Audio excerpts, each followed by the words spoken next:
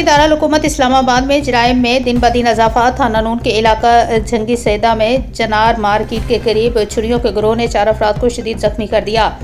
जख्मियों को पम्स अस्पताल इस्लामाबाद मुंतकिल किया गया है, जहां उनकी हालत तशवीशनाक बताई जा रही है। मजीद तफसीलात जानते हैं हमारे नुमाइंदे उमर खान से। जी उमर, आगाह कीजिएगा। जी बिल्कुल, वफाकी दारुल-हुकूमत इस्लामाबाद में जराइम में दिन ब दिन इजाफा। थाना नून के इलाके जंगी सईदा चनार मार्केट के करीब एक गिरोह ने छुरियों के वार करके 4 अफराद को शदीद जख्मी कर दिया। जख्मियों को फौरी तौर पर पिम्स अस्पताल मुंतकिल किया गया, जिनमें से 2 अफराद की हालत शदीद तशवीशनाक बताई जा रही है, जबकि 2 जख्मी हैं। इस वाक़े के बाद इलाका में खौफ राज फैल गया। पुलिस ने मौके पर पहुंचकर 2 मुश्तबा अफराद को गिरफ्तार कर लिया, जबकि मजीद 5 से 6 मुलजमान के खिलाफ छापे मारे जा रहे हैं।